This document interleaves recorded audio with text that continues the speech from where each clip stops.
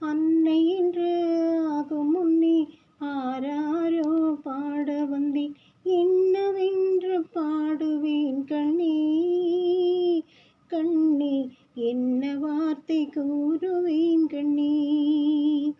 மஞ்சத்திலே சாய்ந்து கொண்டு மார்பில் உன்னை தழுவிக்கொண்டு நெஞ்சில் வைத்து போற்றுவேன்.